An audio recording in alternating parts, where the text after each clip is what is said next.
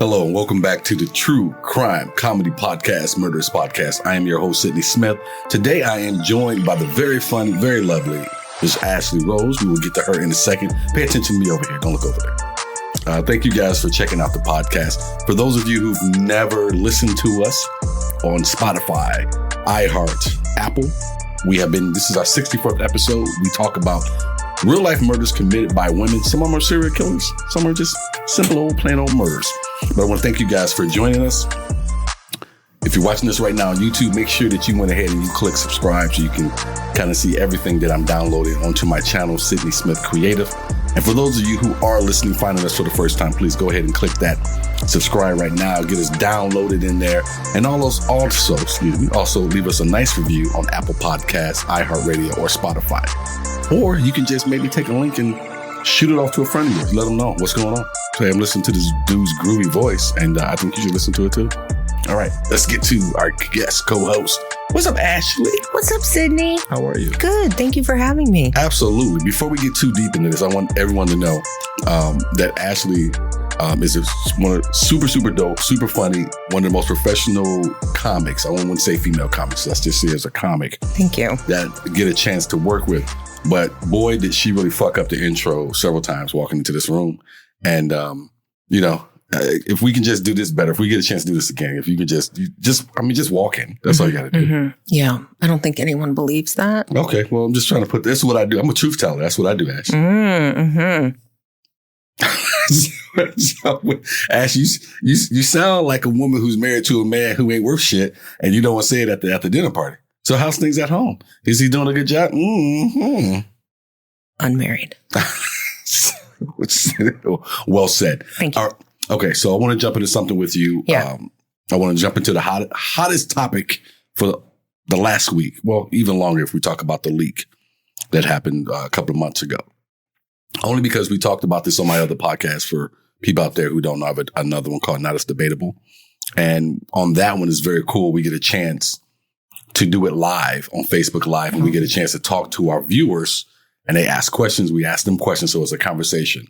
And I think one of my biggest issues when it comes to abortion and when it comes to it being legal and not legal or overturned now is that we don't let women have enough of a say in the conversations. Mm-hmm. And so that was something I was happy we were able to do on Sunday when we had the discussion and recorded that podcast. I want to do that with you. Yeah. Where are you sitting on it being overturned? Because I know there's some women obviously out there who are pro-life and they love it. Yeah. And I don't know if you are or not. For people out there who are watching, she and I did not talk about this. I just walked into the building 10 minutes ago and we did not text. We did not do anything. So she's catching this question. I say, hey, is there anything off limits? She said, no, nope. There's nothing off limits. Nope. And so this is something I wanted to jump into, and maybe we'll talk about a couple other things. We will get to murder. Because it's murderous. We'll get there. But I do want to talk to you about that. Where are you sitting with that? All right. So this is a delicate topic, right? And I have my own opinions on it. And let me just say, I don't affiliate with any political party. I'm registered as an independent. I form my own thoughts about everything. And I go some things conservative, some things liberal. But with abortion, I definitely don't think it should be illegal. I think there are a lot of very valid reasons why someone would need one, and to have that taken away and have that ability to make that choice taken away, it's very sad. For the Jewish people, I'm Jewish, it is in the religion that abortion needs to be made available if that pregnancy puts the mother's life at risk. And I learned that on Sunday because one of my viewers threw that on the table because she's Jewish and I never knew that. It's true. And I mean, there's a lot of legitimate reasons. Now, I will say this, and maybe people aren't going to be a big fan of it. I don't particularly care for when women use it as a means of birth control. I think that is a little irresponsible. However, I still don't think that it should be taken away altogether. Right. I'm not necessarily for that, but I definitely understand reasons why women need to make that choice. And I don't think it's an easy choice. I've never been in that position personally. So I try really hard not to judge and cast judgment on why people go down that path. But I definitely go down the path of having an abortion. I mean, there's so many reasons why it could happen, right? And, I think a lot of people just think that most women who do it are just being irresponsible or using it as a form of birth control. And like I said, I'm not a big fan of that. But there are a million reasons why somebody might need to do that, from health reasons for the mother or the baby, or like rape or incest. Like there's a million reasons why. And it's just so unfair to have that taken away. I shared on Sunday on Now It's Debatable. You can listen to that everywhere you listen to podcasts as well. That I knew a girl several years ago where she used it as a form of birth control. Mm-hmm. She had 4, maybe 5 abortions she had in a short period of time. And I remember everyone within our group, no one would just come out and tell her that she was shitty for doing it or saying anything like that. But even the women, the girls, I should say, because we were very young, thought it was a shitty thing. Mm-hmm. And some, being young, some people made light of it. Mm-hmm. But no one ever said she didn't have the right to do it. Mm-hmm. I think when it comes to abortion, the question isn't even about the child for me, or if or the living being, or whatever you want to call that baby. For me, it's not even about that. It is about what's right and wrong in terms of taking something away from someone that they should be allowed to do with their body. Right. So for me, that's why God never comes into play with this question or anything else, because it's just, should I or should you or should the government have a right to tell you what to do with your body? Correct. I believe in that too. I'm also a very spiritual person and believe if I always look at people's intentions, right? Mm-hmm. What is the intention? Mm-hmm. And I think when your intentions are good, that's not something that karma is going to come bite you in the ass for. But if you're doing this over and over and over and over again, hey, it's not for me to judge. That's karma. That's God. That's going to work itself out in the end. I actually said this today to somebody, as someone who believes in God, right? Mm-hmm. That it's not our job to judge ever. Our job is just to love. And I always try to lead with that. I remember that. I really try not to judge people. Because you don't know unless you're in that situation. And thank God I haven't ever been in that kind of a situation to make that decision. Mm-hmm. But I know it exists. And I know that's probably a very hard thing for women who face it. Mm-hmm. Mm-hmm. So it's absolutely their right to have that made available. Absolutely. The other thing that I say about this situation is they like to throw the number out a lot. And it's a big number. 85% of the country believes that abortion should be legal, should be a woman's right. Yeah. And I made a quick little meme and I threw it up on IG yesterday. Maybe it was yesterday. And I threw it up on Facebook. I'm paraphrasing myself. 85% of the country believes it should be legal. Mm-hmm. How many of those people actually vote? Yeah, I don't know. No, that was the question. Oh, okay. How many of them actually vote? Because that's what matters. Mm-hmm. I don't care about your poll. I don't care if 85% of the country says it. Mm-hmm. We don't get 85% of the country to even vote for the president, let alone what happens for midterms or for your own local elections. Right. And that's where these things are lost. Mm-hmm. And that's where this was lost, was because you don't vote. And because all you do care about is going out and marching and things like that. So while it's a terrible thing, sometimes I think these people, that 85%, they need to look in the mirror and say, how much of a role did I play in us getting to where we are right now? Yeah. And I don't see enough of that. Well, it's not going to happen. Yeah, and I'm not saying that it will. Yeah, I'm not, and I'm speaking as an ex-Republican but still conservative. Mm-hmm. I'm only not a Republican because they let that fool Trump in and that's the only reason I walked out. I was a lifelong Republican, but I'm still a conservative. I hate when people just say independent, because you can be an independent of a party, but you still lean one way or the other. Yeah, I probably lean more conservative than I do liberal, but I really don't side 100% with either party. No, and that's right, and that's fine. Even as a registered Republican, I didn't vote just straight ticket for the sake of voting straight ticket. Straight, yeah. Yeah, I think that's crazy. There's people who do that without even wondering reading what the issues are. Yeah, right. Yeah. There's people I'm happy and ready to vote out. I'm happy and ready to vote Sinema right out of office. I can't wait till I get the opportunity. She's not coming up anytime soon, but I'm looking forward when the time comes, because I voted for her to get her in, and I don't think she's done what she said she was going to do. So I'm looking forward to voting her.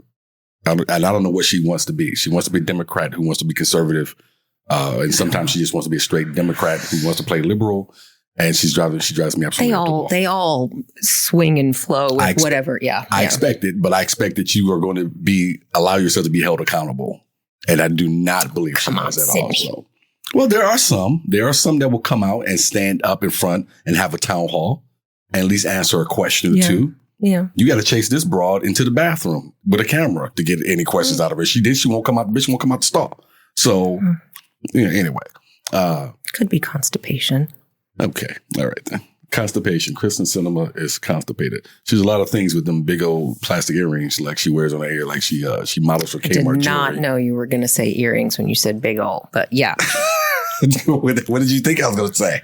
Boobs. I can't get to her boobs because I can't get past those big old bright color earrings she wears like she's a 6-year-old. Okay, I'm going to have to pay attention. You are a grown woman. Get some studs or something or some pearls. Get something in your head. What are we doing? I don't know. Now I'm going to have to go Google that later. Any girl who wears, look, I'm going to look right to the camera. Can y'all, lock it in on me.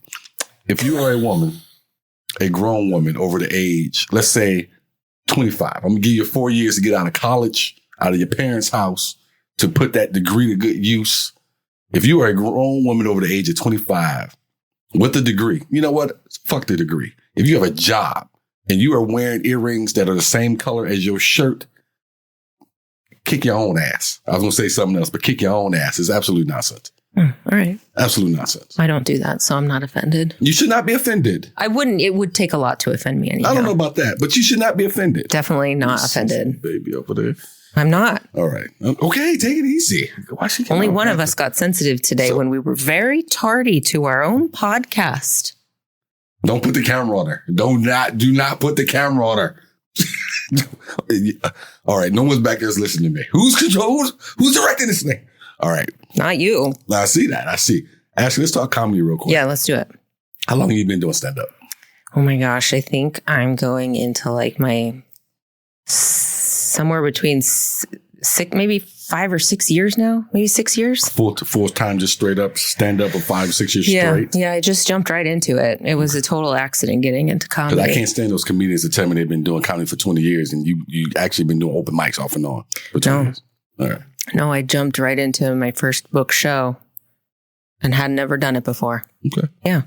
Okay. So how's it going? Good. I mean, it's great. I've been very lucky in the comedy scene, running shows and getting booked. And I just did a show in Hawaii, and I've done shows at the Comedy Store in LA twice. I've done shows there. I mean, you've done shows there. That's quite an honor, right? That's like the comedy mecca, I think. And it's a big deal. It is the mecca. I've done the store 4 times. I've done it more than people I know who live in LA. So yeah, it's a big deal. So yeah, I've been very lucky in the scene. Yeah. It's not luck though. I never give credit to myself as being luck. I work very hard. Yeah. You work very hard. It can't be luck. Well, I'm a bit of a hippie, like a big spiritual hippie dippy. And I believe in like manifestation and stuff. You should have walked in like that, like this. Maybe next time. So I think you can manifest things, and sometimes that is luck, actually. I mean, okay, finally we found a point of contention beyond. Well, listen, a lot of times in this business, and I think that you could agree, there are comedians who have made it very far and who are very famous, who are not very funny.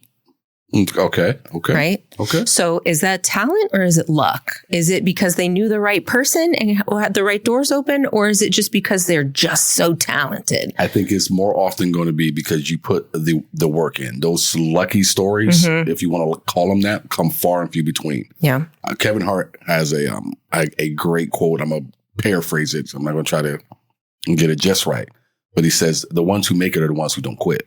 That's true. Persistence, right? And consistency throughout the years. So you can be not funny, but for whatever reason, that network exec or that agent or that whatever it can be, just sees whatever they see in you. Maybe would we call that a lucky break? No, I would not call it a lucky break. Okay. All right. I would say if you walk in here and you haven't done comedy in 2 years and get up and do something, then maybe I might say, oh, that was a lucky break that you just happened to walk in off the street and do something. But if you've been consistently putting in work, grinding, you don't get to go do the Comedy Store out of luck. Well, that was a connection through a friend. That's not luck.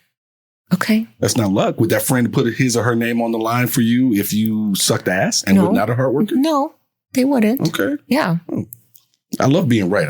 This is my favorite. I might have to have people on more often because it's even greater feeling to be right just through audio, but to have it on video is whatever you need to tell yourself. Much sweeter. Okay.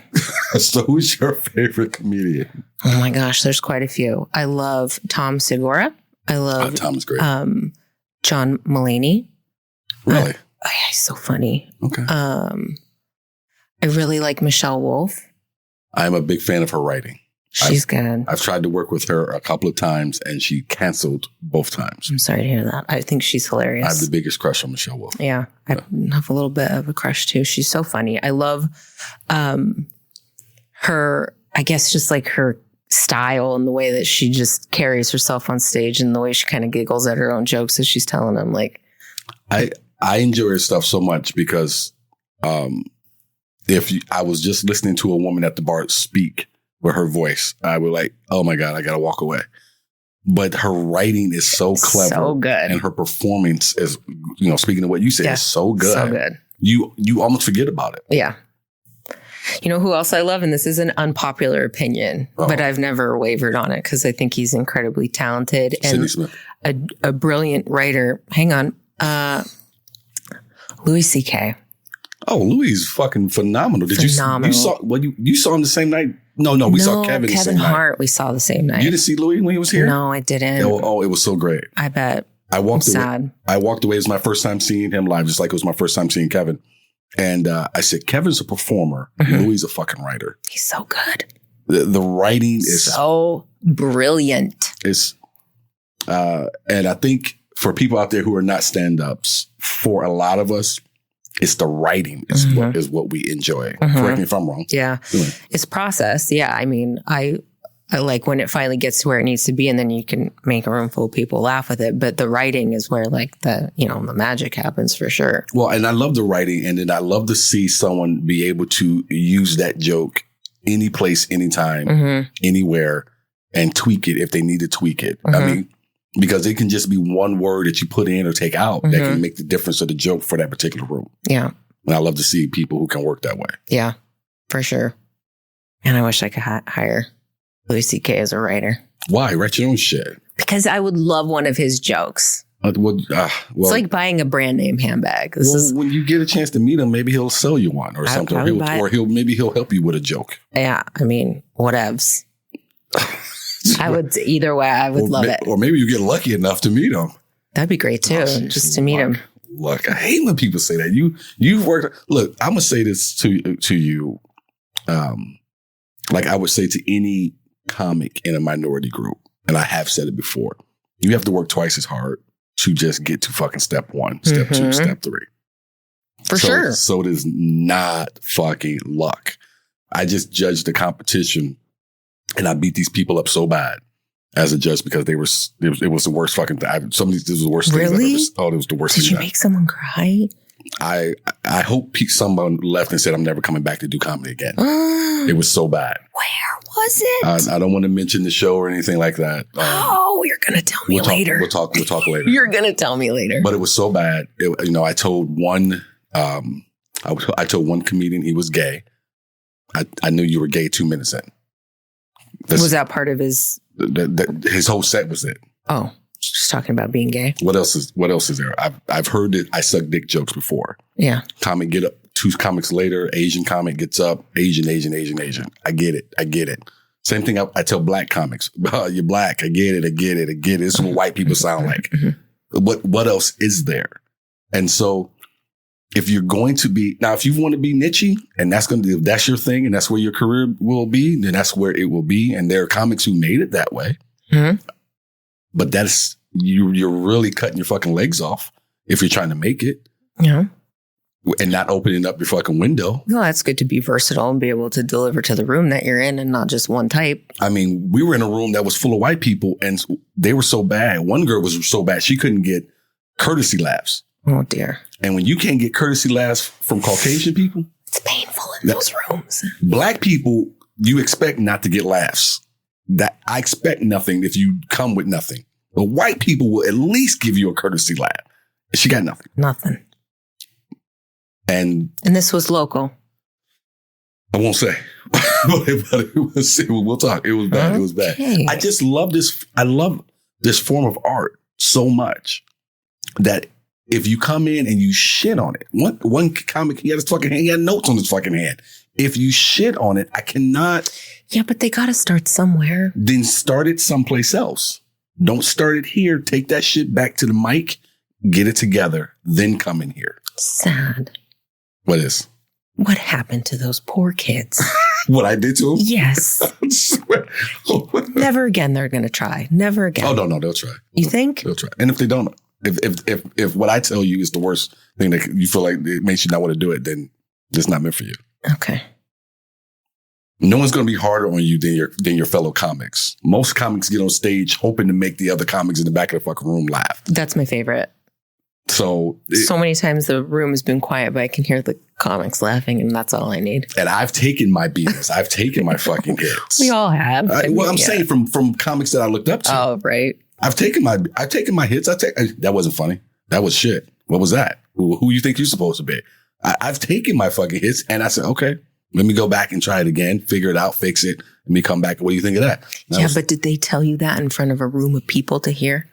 Did I drag them in to do this, or did they volunteer to do this? I'm just saying. I'm just saying too. They probably weren't expecting harsh criticism from a local comedy club show with the judge. They were probably thinking everybody was getting a participation trophy. Well, this ain't your night. If you know this is participation trophy night, this is not your night. I love this craft, man. I won't let you come and shit on it. I won't let you come and shit on it. Okay. I can't. I get it. I can't. All right. Fucking writing, looking at shit on your hand and then messaging me. Did you say something about the hand notes? I did. What are those notes on your hand? What did he say? I said, there are people who pay to be here. You cannot have. I have a problem with comics who come in with headliners who come in and rip notes out their pockets on weekends. I see it all the time. All the time. It drives me nuts. Yeah. Unless you give some type of notice, hey, I'm working out for an upcoming special or something like that. Because Louis C.K. had a book that he had out. Did he look at it though? He started out with it, and then as the weekend went, he got away from it because he was getting ready for his special he's going to be shooting. Mm-hmm. I dig that. You're Louis C.K. You can do that. Where are you going to work out at except for a sold out 650-seat club? Right. Where people will pay you to work out. You, sir, open mic guy, over here at the corner bar where 6 people are listening, you're not that guy. You're not that guy. Put your fucking hand in your pocket. What are you doing? You over here talking about those poor people. Wash your hands, sir. I didn't know you were this. Oh, man. I didn't know you were that.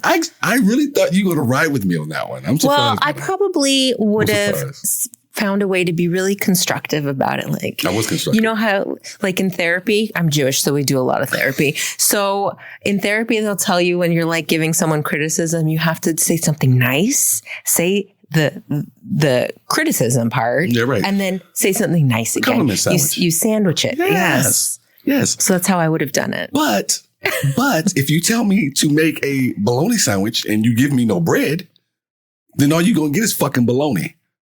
Okay. You gave me, you didn't give me what I didn't know they sandwich. were carb free. It was so bad. It was so bad that night. That's hard to watch. Then I had a guy come up to me at the end. Do you really think that you needed to do that? What do you mean? Who said that? Someone that I wanted to say, I don't think you're supposed to be talking to me. Another comic? I don't know who this guy was. Oh. I was just like, I don't even know who he was. They mean, what if they never come back again? I saw good. That's rotten. What is? Good. Never come back again. Is that nice? It's not about being nice. This business isn't nice. And you know that. They call it show business, not show friends. It sure the fuck isn't. I'm not going to disclose, but you and I've had a conversation or two. And so, yeah, it ain't nice. I know it's not nice. Jerks. And the other thing is, and we'll get to this, to the murder part, but I do want to say this. When I was coming up, there were so many comics that were ahead of me that didn't pay attention at all. You'd ask questions. Did you watch my set? Could you tell me this? Oh, I didn't. I was busy with this. I was doing this. I was doing whatever. Mm-hmm. I've never forgotten those people.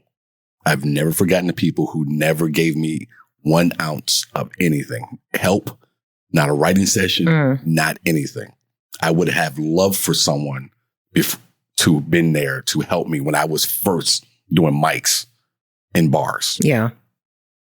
To let me know I'm doing this wrong, or if you really want to do this, then this is what you really need to do. Because there's only two kind of comedians. There's people who really want to take this seriously. This is going to be your career, or it's a fucking hobbyist. Mm-hmm. Figure it out early who you're going to be. Yeah. And then don't expect to be treated like this if you're going to be that. Yeah. So while people think it's awful, I think it's a good opportunity to have someone say, dude, you got to get your shit together. Get your head out of your ass. You can't come in here Maybe like that. You've motivated somebody. Maybe you've inspired one of these poor children. Maybe. And if not, I'll take my fries with a lot of salt, please. Wow. so, whatever. Hey. I didn't tell you that I was heartless. I didn't tell you that before. Oh, man. Yeah, you got to get Well, I kind of already knew that. You did not know that. Of course I did. How did you know that? We never had talks where you would know that. It wasn't you telling me. It was other people. Told you that I was heartless. Yeah, I was mean. I'm not mean. I was nothing but a joy with you 2 times we've worked together. Yeah, you're fine with me. But the word on the street is Sidney's mean. Well, I'm not mean. I require it. Oh, okay, good. I was making that. I want to see where we go with that. Well, I've heard that I'm a dick and I'm an asshole. So that's why I believed you when you said you heard that I was me. Because I've heard that said about me before, which I'm okay with, actually. Because it keeps the slackers away from me. Peasants. It's so silly. All right. So what we're going to do in this podcast is I'm going to read a story about a murder. And you are going to give your lovely thoughts as we go. Yeah, let's do this. This is not so much for you as for people who've never watched or heard the podcast. I want them to know what's going on. I want to know about a murderous woman. This is so out of like what I'm like into. I don't watch murder shows. I don't kill anything. Like if a spider gets in the house, I totally like. This is so odd because set it free. Okay, so this is odd because you were the one that reached out to me a few weeks back and said you wanted to do it. Yes, because I love podcasting. So you just want I will talk about any subject to be on a podcast. You just say, if I had known that you did not enjoy this. I didn't say I didn't enjoy it. I just said I'm teasing. I would have had you on. Just like a peaceful granola kind of hippie. I would have never thought you were a hippie. That I didn't know about. I mean, I was in my 20s. I was definitely a hippie, but some of that residual came over into my 40s. Well, this week's murderers, folks, is Sharon Elizabeth Kine. I don't know the name. Well done. Thank you. So Sharon Elizabeth Kine, she was born November 30th, 1939. She was also known in Mexico as Las Pistoleras. She's an American murderer who is the subject of the longest currently outstanding arrest warrant for murder. Wait, she's still out there? In the history of Kansas City, Missouri. So that's where the record is Kansas City. And one of the longest outstanding felony warrants in American history. Hey, Auntie Sharon, this was Sidney's idea to talk about you. I don't. Rose knew all about it. Mm-mm. So go to her first. Nope. Go get her first. Remember, I don't judge anybody. No. Carry on. She judged me for judging those slack ass comics. So her case is the subject of the investigation. If you have not seen it, she's you can see it on the ID series, A Crime to Remember. So in 1960, Kine was associated with 2 mysterious deaths. On March 19th of that year, her husband, James Kine, was found shot in the head with the couple's 2-year-old daughter playing nearby. Sad. Oh, the therapy bills for that kid. Sharon Kine claimed that the little girl, who had often been allowed to play with her father's guns, had accidentally shot him, and police were initially unable to disprove this theory. Wait, what year was this? 1960. Didn't they fingerprint back then? Or was that not a thing yet? We'll get there. Okay. All right. Sorry. I'm just asking questions. No. It was a thing back then. You're right. It was a thing back then. Okay. Yes. All right. I'm just inquiring. Carry on. The case was closed as an accidental death and remained that way until the evening of May 27th, when the body of 23-year-old Patricia Jones, a local file clerk, was found by Kine and a boyfriend in a secluded area. Investigations showed that Jones had been the wife of another of Kine's boyfriends, and that Jones's husband had tried to break off his affair with Kine shortly before Patricia Jones went missing. When Kine admitted to having been the last person to speak with Patricia Jones, she was charged with Jones's death, and upon further investigation of his death, and with the murder of James Kine. Mm. She's naughty. Very naughty. The case went to a second trial, which ended within days. Kine was released on bond following the third trial and subsequently traveled to Mexico before a scheduled fourth trial could be held in October 1964. In Mexico, Kine and her traveling companion, Francis Pugliese, were soon caught up in another criminal case when Kine, claiming to have been acting in self-defense, shot and killed a Mexican-born American citizen named Francisco Paredes Ordonez. Unbelievable. Who she claimed attempted to rape her. An employee of the hotel in which the shooting occurred, responding to the sound of gunshots, was also wounded but survived. So that investigation showed that Ordonez was shot with the same weapon that killed Patricia Jones. Kine was convicted in October 1965 of the Mexican crimes and Wait, sentenced. They didn't take her gun? They just gave it back the first time? That's what it sounds like. And sentenced Great to 10 years work. in prison. Later lengthened to 13 years after judicial review, Kine escaped from the Mexican prison in December 1969. Despite extensive manhunts, her whereabouts are unknown. Brilliant police work. That's It's your tax dollars. And we're just getting into this, folks. But that's one of the crazy things about these stories that I do, or we used to do, because Jamie Kamai used to do this podcast with me, is that the police work. You're like, you all can't be this bad in every part of the world for the entire time that the human race has had a police force. So this reminds me of a joke. Not my joke, Tom Segura's joke. Oh. I cannot remember which special it was on, but he does a joke and you can find it on YouTube. Tom Segura, the joke is the first 48. About the show, The First 48. Yeah. And he talks about, and it's hilarious. He's a great storyteller. And he talks about the premise of the show being that they have the first 48 hours after a crime to figure it out. After that, they just give up. They do. And that's what it sounds like. It's like, did you even try? Like, do they just stop trying after 4? They're like, And you're right, because in this TV show, The First 48, I think they say something along those lines. The first 48 is right. It's critical. There you go. 49 hours. They're like, time to clock out. Maybe that's why we keep having murders, because people feel like if I can just get through the first 2 days, 48 hours, I'm good. Solid. They'll never find me. It's done. It's a wrap. I live right around the corner from the police station. They'll never get me. I'll walk right by. I'll bring them donuts. Riding my bicycle. Tom Segura has another joke called Bikes. You are a Segura fan. Big fan. It's another YouTube, that one. I had a chance to see Segura last year when he was with Dave Chappelle. Surprised. Dave Chappelle was with Joe Rogan in Vegas. I went to go see that show because I hadn't seen Chappelle live. I'd never seen him. And they had Tom Segura came out and he did a guest spot, 20-minute guest spot, because they opened with Donnell Rawlins. Mm-hmm. Then Segura came out. Then Joe. Then Dave, and then they closed the show with Talib Kweli. That's awesome. Greatest show I've ever been to. Oh my gosh. I like Dave Chappelle too. Yeah, and I can't wait. I'm going to see, now we got sidetracked. I'm sorry, folks, we're comics. We're not sorry. Going to see Chris Rock in August. Oh, I would love to. Hey, what do you think about the slap? Just real quick. Oh, I am no longer a Will Smith fan. Same. So, I won't listen to his music. I won't watch any of his movies. Same. Not the TV show. His book is sitting in my house, in my sitting room, only because my wife has not finished reading it, and I'm not going to throw a book away that she bought, but nothing else is allowed to be in there. You can't, just so everybody knows, you can't just do that. You can't just walk up on stage and hit there's a lot of that, by the way. I see videos on TikTok, big TikTok fan, where that happens a lot. People just coming up on stage feeling like they can hit the comic.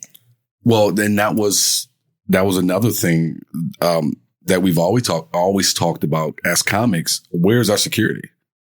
Because until that happened, no one paid attention. No one gave a fuck. Because you're right. That's not the first time that has happened. That's the biggest name that has ever happened to, and then compounded with the biggest. Yeah, but people saw that and now they're feeling froggy. Oh, absolutely. That's why that dude jumped up, got his ass whooped at Dave at the show at the Netflix show that Dave was on when he got jacked. Yes, I saw that. Which I don't know how you turn a man's arm at his elbow, like a G.I. Joe arm, but they fucked that dude up. Good.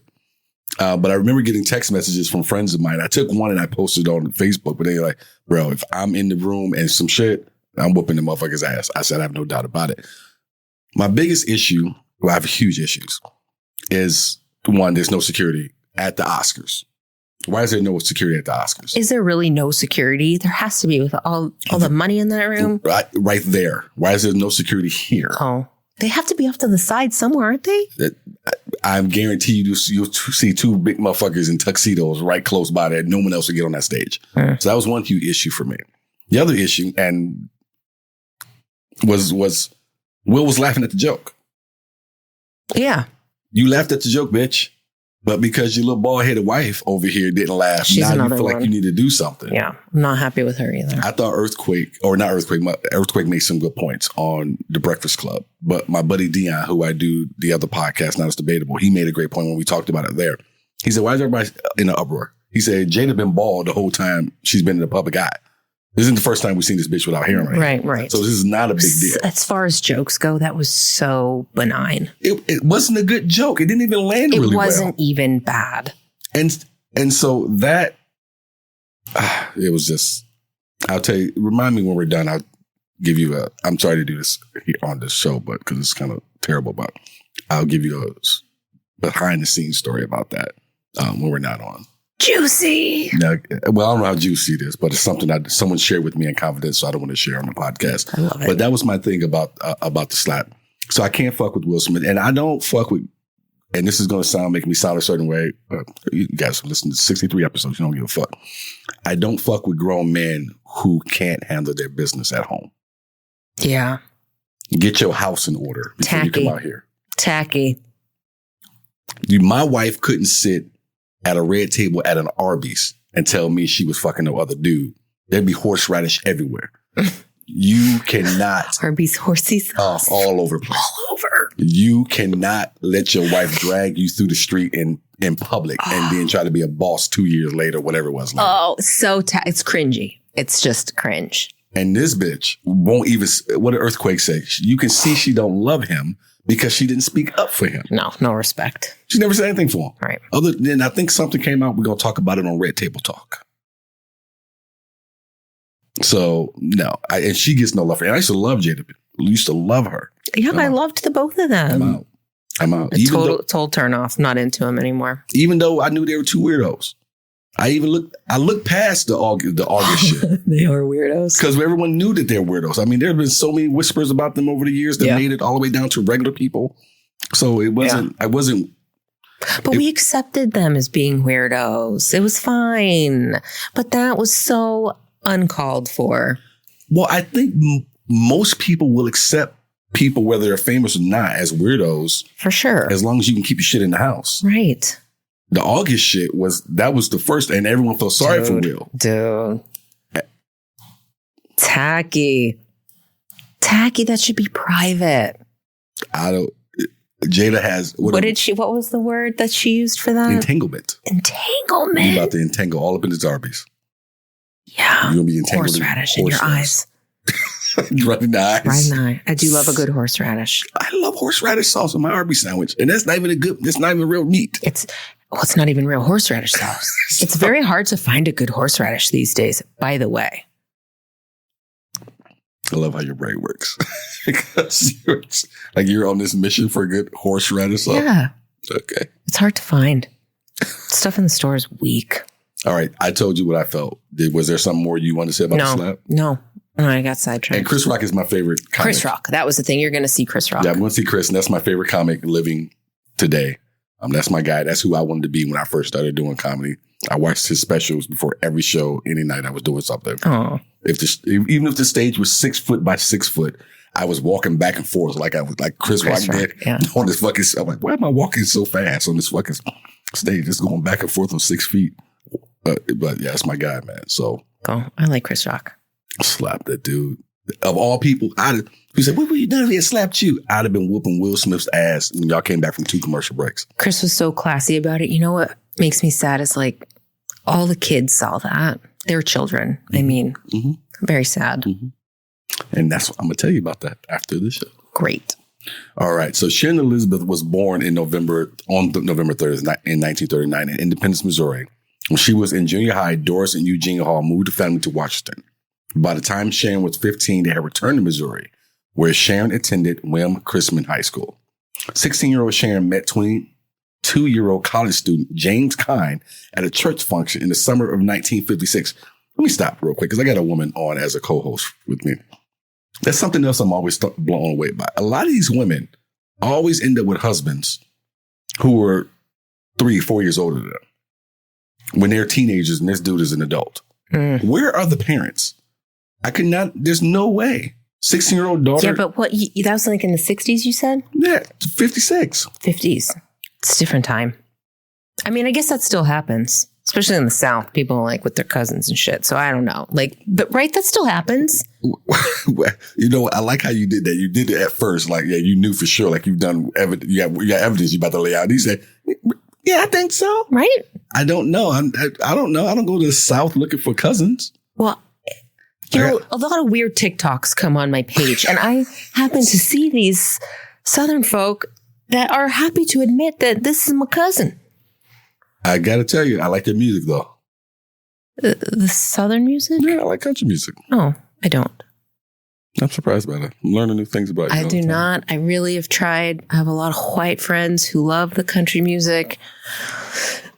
You say shit like the country music. You know you sound old. Like people say the Netflix. I got to pay for my Netflix. The Amazon. The Amazon.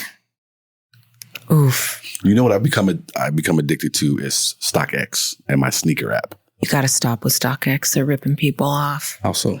They're selling fakes. They've been sued.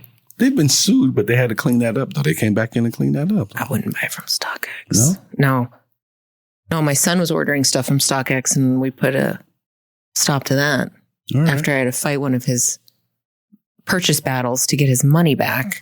Who's he ordering through now, then? What's the hookup? You know what? I would have to ask him. I don't know, but he still orders stuff. I just don't know from where. There's other alternatives that are better than StockX, but they came under fire. They're under a lot of heat for. Well, I heard that they had quite a few. Yeah. Well, I normally get my stuff straight from Nike's sneaker app, so I'll buy my Jordan straight from there. So I've been on a real Jordan kick for like the last 3 months.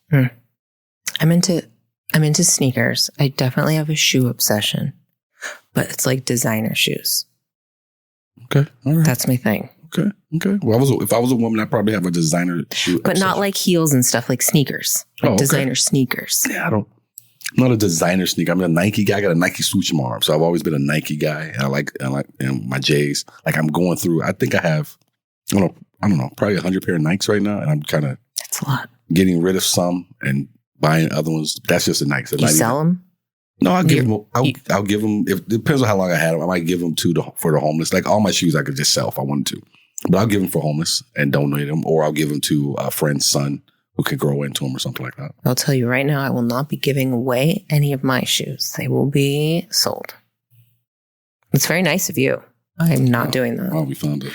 I donate shitloads of clothing all the time. But the designer stuff, I mean, we're going to make some money back on that investment. Okay. All right. So, Kine took leave from his college and returned to Independence, where he married Sharon on October 18, 1956. The couple's marriage license identified 16-year-old Sharon as being 18 and a widow. Liars. 18, I'll let that pass. If I'm the dude checking his license and a widow, this is where I can't let this happen. Doesn't check out. You push too far. Yeah. It's like a 12-year-old coming up to the bar trying to buy cigarettes with a license and he was born in 1956. Come on, man. I can't let this happen. Yeah. Like it says McLovin from Hawaii. Do you remember that? I do remember that. Oh, such a good movie. When he gets hit by that car. It's funny. and the period blood. It's so good. It's disgusting. The only thing I thought, and I was watching it with my brother, the only thing I thought was I said, how did that never happen when we were in high school? That so could have happened. Yeah. That's so good. You grinding with some chicks, she's on the period, yeah. Get it on your little corduroy pants. Yeah, your little corduroy. Could you imagine? Oh my God, that'd be horrifying. No, I couldn't imagine because there was a kid in George Emmy who used to say, "Hey Sid, did you earn your Red Wings?" And I'm like, "What is it? What the hell is that?" What? Enough. I know exactly. Wait, I didn't know what it was at first. Then he tells him like, "You're disgusting." No. What is wrong with people? No. They're dudes who enjoy, for whatever reason, taking that chance. I am not judging. Whatever. Too late. You've already done it. I'm too late. At peace. You could judge them finding my center, balancing my chakras, and I'm ignoring the Red Wings. Like that. You could judge that like you judge people who go camping where you can obviously see there's a sign that says, "Watch out for bears." Yeah, you go fucking hiking over here anyway. That makes me nervous. All right. So she's 18 and a widow. They let her get married. Though later she refused to address the assertion, Sharon told people at the time that she had been married when she lived in Washington to a man who later died in a car accident. The new couple held a second, more formal wedding the next year in Salt Lake Temple after Sharon had completed the process of converting to Mormonism. Mormons. Good documentary on Netflix. Which one? Oh my gosh. Netflix has got a couple of good docs. Hang on now. I just posted about it. Oh, you talking the Pray and Obey one? Yeah, I binged that. So interesting. That was good. Yeah, it was a good one. And I'm looking at I've never seen a family that looked more like they were inbred than that family there. It's called, before I forget the name of it, Soft White Underbelly. It's a docu-series, and I think it's on YouTube. It's not on Netflix. Mm-hmm. And this guy shot this docu-series about a family in the South. I don't know where exactly. And they're very protected by their community. They are all inbred. If you want to see what real inbreeding looks like, the documentary called Soft White Underbelly on YouTube, must see TV. Oh my what God. Camera? This one right here? Must see TV. Is it fascinating? A lot of extra fingers and toes. There's a very specific look to people who have been inbred. Okay. All right. I'll definitely check it out. Very interesting. The guy who does it is very kind. He's the only one that's been allowed in to talk to this family. I think their last name is Whitaker, the Whitakers. Is there a reason why they do it? They just don't know better. Okay. It just kind of keeps happening. There's many generations. All right. Disgusting. So super, but it's like a train wreck. You can't not look at it. No. I'm saying the fact that no one decides that I'm stepping outside of this. Right. You'll see when you watch it. So Sharon and James got married, ended up having children and whatnot. James became an engineer, bought a beautiful ranch style home. First they rented an apartment. Then they built this home. Sharon seems to have a problem with spending money. She likes to spend money. He works nights. She's a shopper. She's a shopper, but she likes, the occasional extra penis. So by the early 1960s, James Kine. What? She's a whore. How did you say it the first time? Whore. And we're going to get along just fine. That's how I say it to people. Whore. By early 1960, James Kine was contemplating divorce, partially because of his wife's spendthrift habits and partially because he strongly suspected she was being unfaithful to him. He spoke to his parents about the possibility of divorce. The gut always knows. On March 18th, 1960. That's not true. Don't say that. There are a lot of crazy people out there who have you have your own issues and you're walking around accusing people of cheating and they're not doing anything. Because somebody at some point, your gut knows. Your gut knows, honey. Your gut doesn't know shit. Always listen to your gut. Your gut doesn't know shit. Just listen to me. I'm telling you right now, always listen to your gut. Your gut will always lead you in the right direction. It knows. It'll lead you right to getting yourself a restraining order, probably. That's where it's going to lead you. Don't listen to the gut. A little stalking never hurt anybody. Look, I'm going to tell you what my older brother told me, because I had a girlfriend who always accused me of doing shit. And I was doing stuff. But no, I was not doing anything. I wasn't doing anything. But I remember him telling me what's up because I was complaining to him about it. He said, you tell her what I've always told women, unless you can put your hand on my shoulder and spin me around and say, I got you, I don't want to hear about it. And that's how you need to live your life. You don't know shit. You don't know anything. I remember being 18 years old, worried about my girlfriend at the time cheating, worried about like an 18-year-old boy would be. Called my mother This is before my mother became born again saved. She said, why are you worried about it? I said, what? She said, you're not going to know till you're supposed to know. She said, a pussy doesn't change shape. The depth of it doesn't change. You won't know till you're supposed to know. That changed my life. I've never been worried about what anyone was doing after my mother told me that, because it made such sense. Good advice. Your gut knows. Your gut doesn't know nothing. That's not true. That's not true. That's not 100% true 100% of the time. Now, people's insecurities sometimes seem like it's your gut talking, but it's not. It's really your brain. But sometimes you do have gut instincts. That's a real thing. Gut instincts are a real thing, Sidney. Do not do the face like, oh, no, you're crazy talk again. And this is what we do. We make faces at each other. You've made faces. Yes, but they're justified.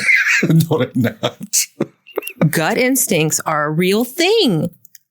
You don't think they're a real thing? Your gut instincts is not 100% thing. I didn't say it was 100%. Okay, so you just can't tell people, trust your gut. Well, sometimes you should.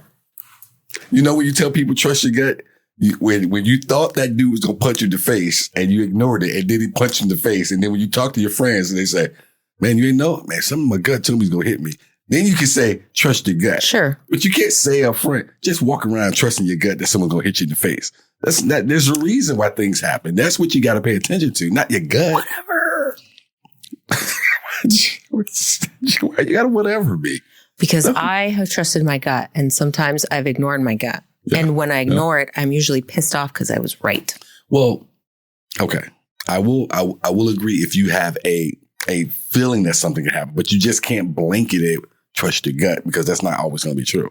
There's too many people out psychos. No, because otherwise your gut would give us the lottery numbers, and that doesn't happen. Okay, I understand. I mean, I love all of my murderous accomplices, but some of them may not be all the way right. And I don't need them out there, doing shit because someone say, but trust this guy had a feeling. Well, okay, fine. He had a feeling, yes. But he probably had a feeling because he smelled dick on his wife's breath. Had nothing to do with his gut. Had to do with his nose. That's what he should have been paying attention to. All right. She had dick mouth. Fine. Because he strongly suspected she was being unfaithful to him. He spoke to his parents about divorcing her March 18, 1960, telling them that Sharon had agreed to give him a divorce if he allowed her to keep the house and the couple's daughter and paid her $1,000. But the elder Kynes, devout Mormons, urged James to stay in his marriage. Sharon, too, was thinking about ways out of the marriage. According to John Bodis, she once offered him $1,000 to kill. So that's why she needed $1,000. Mm-hmm. She once offered him $1,000 to kill her husband or find someone who would, although he later claimed that she may have been joking. Yeah, that's a funny joke. I've never thought about having someone killed. No, that's terrible. Well, I've thought about wanting to kill someone because you're pissing me off, but I've never thought about, if I just kill this motherfucker, I could just have some, I could keep the house. I could, no. I don't know how many people even get there. No, that's terrible. I can't even kill bugs. You right over there? You okay over there? Yeah. You doing okay, Ashley? Yeah, I'm good. James Kyne, according to Sharon Kyne, at around 5:30 p.m. on the evening of March 19th, she heard a gunshot from the direction of the bedroom in which her husband was sleeping. Entering the room, she found 2.5-year-old Dana on the bed next to her father. Dana was holding one of James's guns, a .22 caliber, high-standard, semi-automatic target pistol. And James was bleeding from an apparent gunshot wound in the back of his head. Kyne called the police, but James Kyne was dead by the time the ambulance carrying him arrived at the hospital. Police were unable to recover any fingerprints from the well-oiled grip of the pistol. Mm-hmm. And a paraffin test for gunshot residue was not performed on Dana or Sharon Kyne. Multiple people, including family and neighbors, told police that James had often allowed Dana to play with his guns. And in a test by investigating officers, Dana proved able to pull the trigger on a gun matching the one that had killed her father.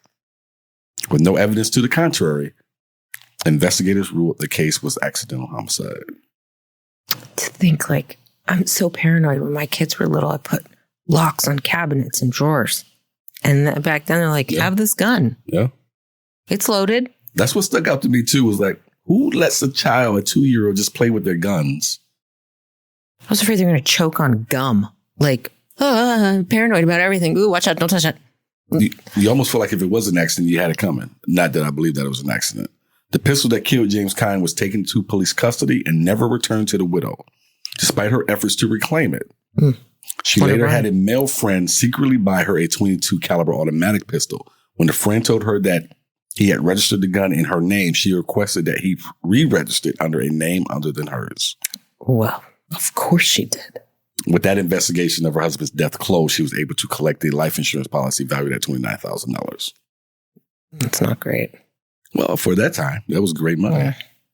And not enough to kill for, but great money for her. Patricia Jones was born Patricia Clements. Now, for folks out there listening or watching, Patricia is going to be the second victim that we talked about at the top of the show. So she was born Patricia Clements, one of 6 children born to Mr. and Mrs. Elmer Clements of St. Joseph, Missouri. After graduating from a local high school, she married Walter T. Jones Jr., her high school sweetheart. Never do that. Trust your gut. Don't do that. Walter Jones enlisted in the Marine Corps shortly after their marriage, and the couple relocated to the West Coast while Jones served.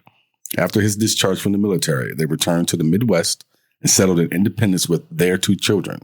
By 1960, almost 5 years into the marriage, Patricia was working as a file clerk for the IRS while her husband sold cars. Despite his marriage and children, Walter Jones reportedly had a wandering eye. On April 18th, he met Sharon Kine when she bought a Ford Thunderbird from his dealership using some of the insurance payout from her husband's death. The two began an affair shortly thereafter. Kine viewed him as a prospect for a second husband, but Jones was uninterested in leaving his wife despite the rockiness of their relationship. Child support's a bitch. Yeah, sure is. I used to work in the car business. It is sleazy. When he declined to go on a trip to Washington. Is there a story there? So many. I spent 13 years in the car business.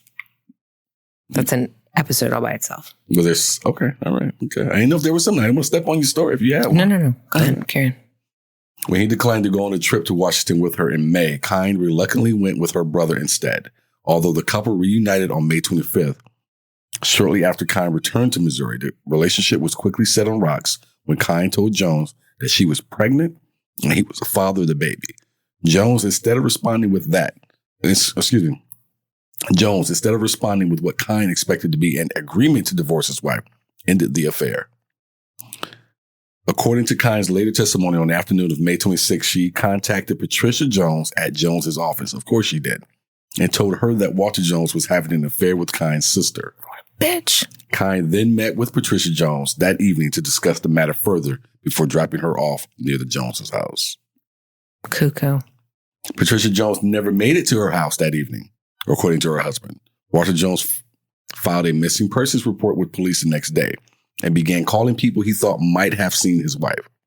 He got a lead when he spoke to friends of Patricia's who carpooled to work with her. The friends told Jones that Patricia had reported receiving a phone call that day from an unnamed woman who wanted to meet with her. She had asked the carpool driver to drop her off at a street corner in Independence, which he had done. The occupants of the carpool had seen a woman waiting for Jones in another car at the shop, but did not recognize her. They nevertheless provided a description of the unknown woman to Jones. Suspicious of the identity of the unknown woman based on the carpooler's general description, Walter Jones called Sharon Kine and asked if she had seen or spoken to his wife.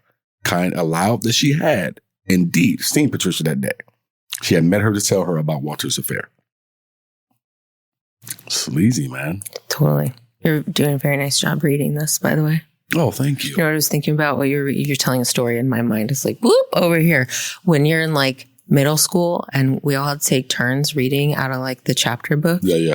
Did you ever like try to count ahead to see where yours was going to be so you could like rehearse? I did. Oh, the anxiety. Well, I did because I had a terrible stuttering problem as a kid. Did you? I did. So you felt like if you could like rehearse it, Yeah. you'd be better prepared when it was your turn? Yeah, and it didn't work. Never. It was Never. It was really, really bad. I shouldn't say really bad.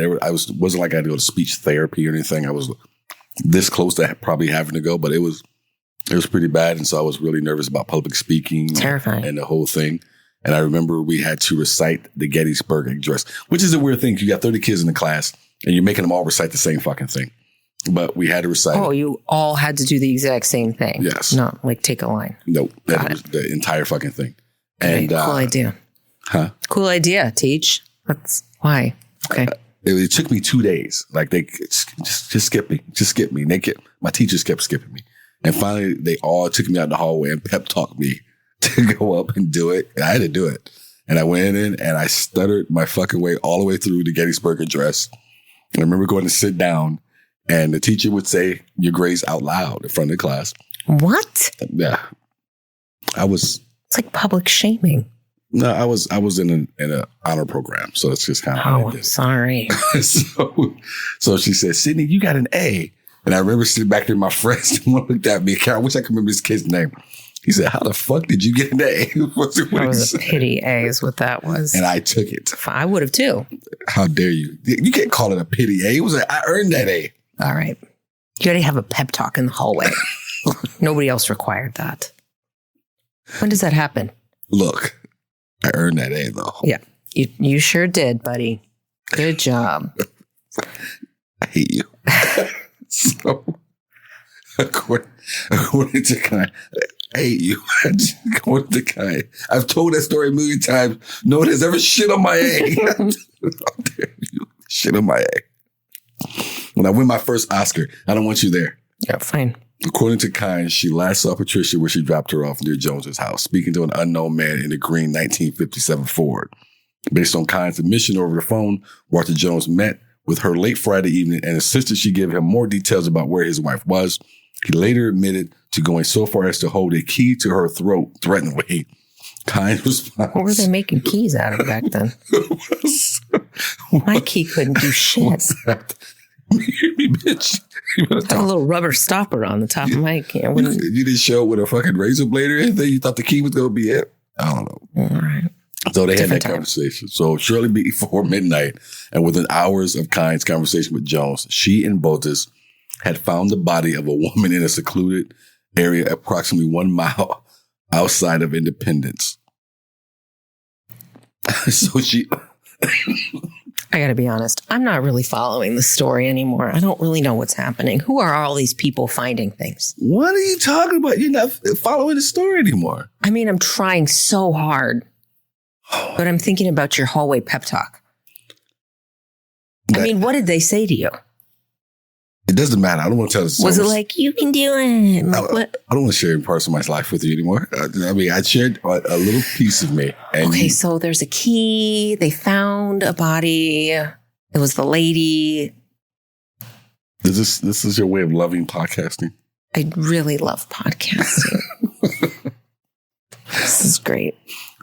So she and her lover found this body, and the body was dressed in a black sweater and yellow skirt.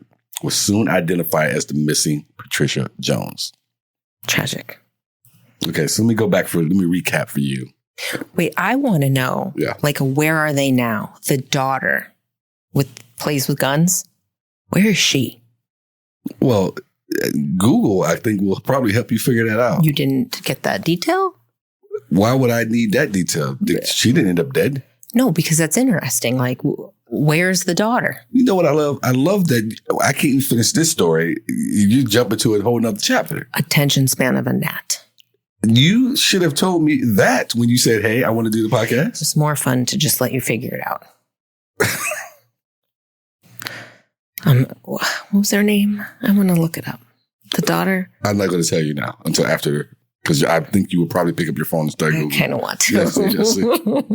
Do not pick that phone up. You're on camera. People will see you. Pick up your phone. You know what else I want to do? I want to check and look at what the dogs are doing on my camera, on the house camera. Is this your way of telling me you don't have any? No, I'm trying to say? I'm very interested.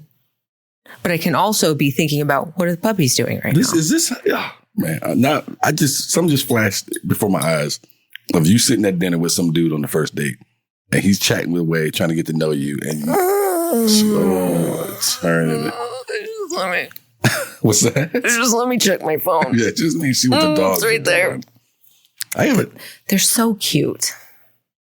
Investigators immediately began to question Sharon Kynes, James Botas, and Walter Jones.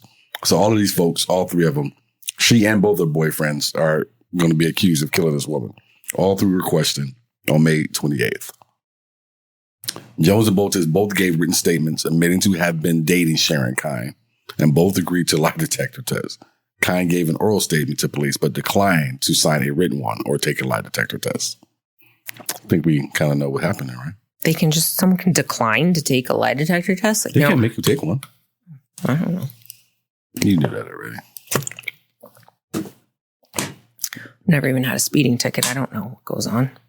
While police questioned potential suspects and witnesses, other investigators focused on processing the crime scene. Repeated attempts were made to find the bullet that had passed through Jones's body and the murder weapon, including the sifting of dirt at the crime scene for bullets and the deployment of a troop of Boy Scouts to search for a gun. Yes, Boy Scouts. They brought a troop of Boy Scouts out to look for the gun. Slim pickings, huh? They didn't have a lot going on back then. Yeah. Could you imagine, like, the parents okaying that? We need your kids. I think that, but in the 60s, that's when people really believed in the Boy Scouts. That's before everyone knew that they were being molested. You can do it. Right. It was like, oh, yeah, let's get this in. I have a story about that. About what? Boy Scout molestation. My best friend in high school. Yeah. My God, I hope she doesn't listen to this.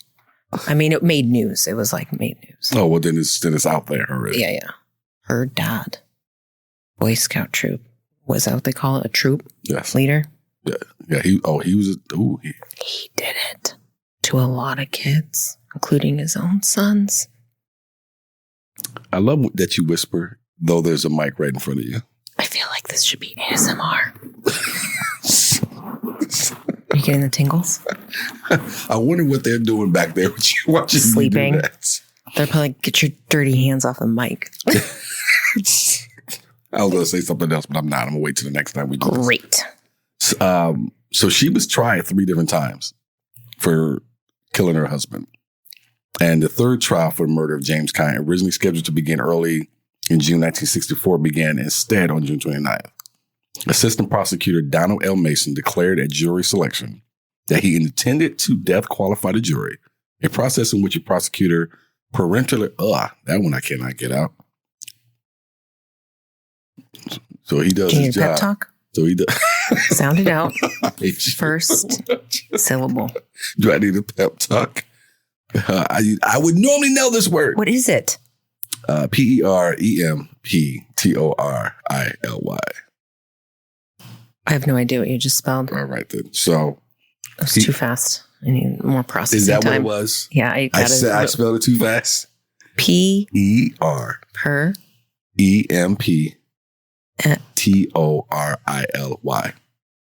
Yeah, I don't know what you just spelled.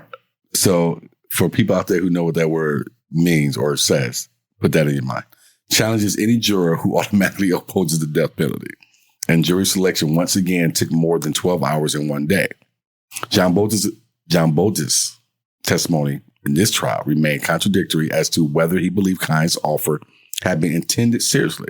So this is going back again, folks, to the $1,000 offer that he said that was a joke when she offered $1,000 to kill her husband. A new witness, a female acquaintance of Kine's, testified that Kine had once joked that the woman should get rid of the woman's old man like Kine did. But defense cross-examination highlighted inconsistencies between this testimony and a similar quote the woman had offered at a previous deposition. For the first time in any of her trials, Kine took the stand on the last day of this trial to issue a categorical denial of all charges. The all-male jury deadlocked 7-5 in favor of acquittal in this trial, resulting in a second mistrial. That is weird. All male, huh? Yeah, that they didn't convict her. She must have been hot. That's what I was thinking. And no, I did not go look at the pics. I never look at the pics of the women until afterward. Because I don't want to have any preconceived notions about like, oh, she's hot or she's this or she's that, or why would you even sleep with I'm that? betting on that she's hot. Well, we'll look up after. Yeah. We'll look up after.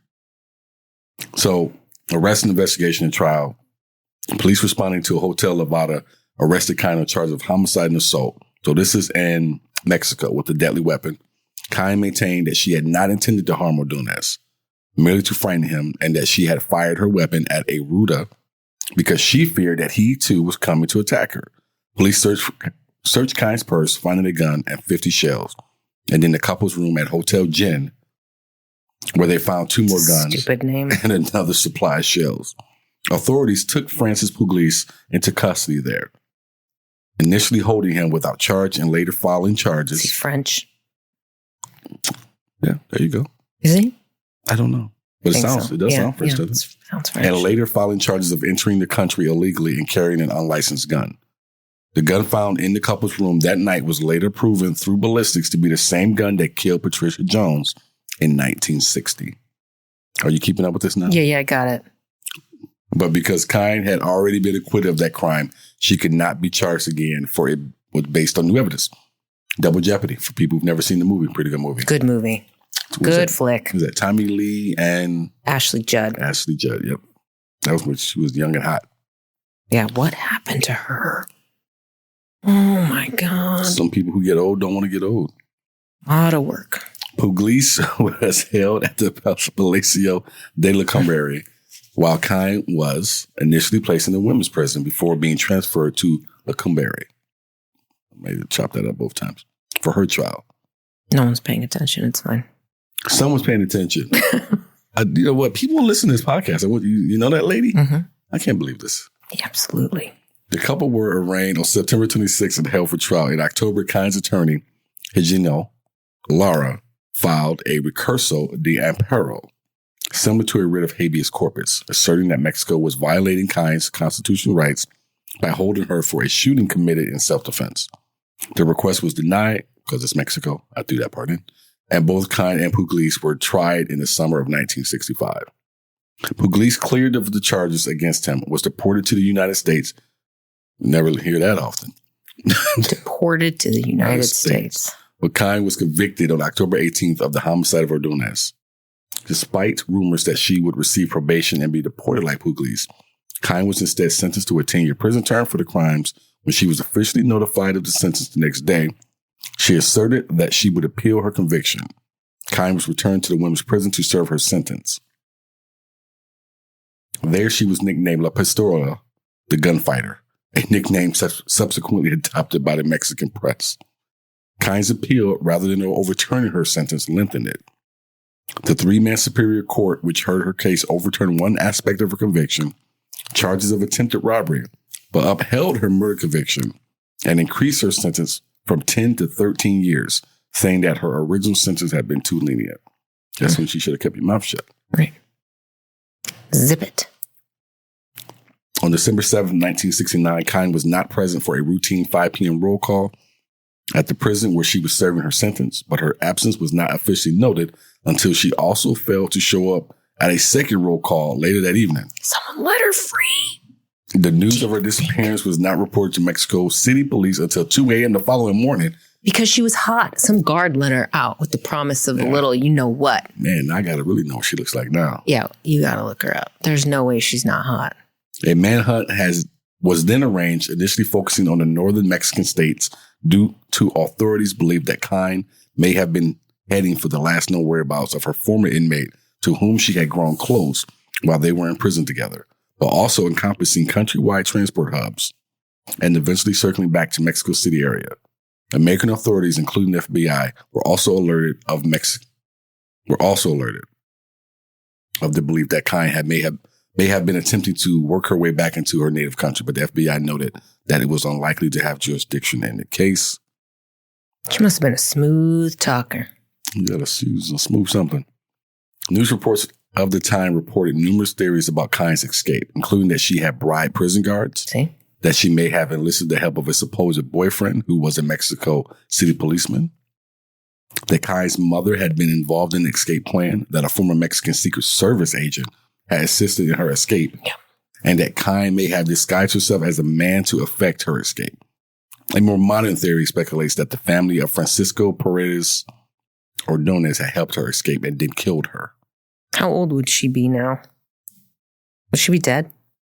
Very possibly. I think she was born in 1939, if I remember off the top of my brain. Yeah. We don't have to worry about her. More than 40 years after her escape, Kine remains at large, her whereabouts and the ultimate fate unknown. Investigators had speculated that Kine had already crossed the border from Mexico and got into Guatemala, so that was another thing that some people thought may have happened. And that kind of mooted the whole purpose of a Mexico manhunt if she's in Guatemala. Current status. Kyne's arrest and conviction in Mexico had implications for the status of her Missouri legal entanglements. Ooh, entanglement. Because she was being held in Mexico on October 26, 1964. The scheduled date for her fourth trial in the murder of her husband. Kyne's $25,000 bond was revoked on that date, though the United Bond Insurance Company, which had posted the bond, argued that paperwork irregularities rendered the issuance of Kyne's bail illegal. The court ordered the company to forfeit the bond. Kyne was reportedly concerned about the monetary implications of this forfeiture. I could always use the money. The Altus Times Democrat quoted her saying, "I don't intend to spend all my life in jail." Tricky lady, huh? Very tricky. Let's look at her picture. We do it afterwards. Oh, I guarantee she's hot. Yeah, you know what? Since we are on video, we will look at the picture. We'll look at the picture. I've never asked or had anyone ask to look up the picture. Oh, look on your phone because I forget I'm not on the internet here. Oh, right. What's her name? I guess I'm not. Sharon? Yeah, Kyne. K-I-N-N-E. K-I-N-N-E? Yeah. Go. I mean, not as hot as I was expecting. Is she hot for 1956? Oh, yeah, I wouldn't have gave that up. No. How does she? Disappointing. She has skills, though. Are her lips full and perky? The bottom one looks good. All right. So that's where the action happens. Yeah. All right. Any thoughts before we go? Thoughts about what? Oh, this story. Such a dark story. I really enjoyed the story. Okay. I did not know about Sharon. Never heard of her before. And now I know about a female murderer. Nice. Okay. Nice. I like how you kind of just put the bow on that there. Thank you, Sidney. It's kind of like an old Sears bow, like they used to wrap gifts. That's like a hallway pep talk. For the story that you just heard, it was sourced on murderpedia.org. Thank you guys. Did you say Murderpedia? I did. That's a thing. It is a thing. Thank you guys for listening to the podcast. We do appreciate you. I'd like to thank Ashley Rose again for coming out. I appreciate you. Thanks for having me. Yeah, we'll see how this works out after the show. We got a lot of post-show notes we got to go over, folks. A lot of editing. Do not forget to go ahead and shoot a link out to your friends. Let everyone know about the podcast Murderers. And for all of you, thank you guys. We'll see you next week. And don't forget, like I always like to say, be aware of your surroundings. Follow your gut. Do not follow your gut. Follow your gut.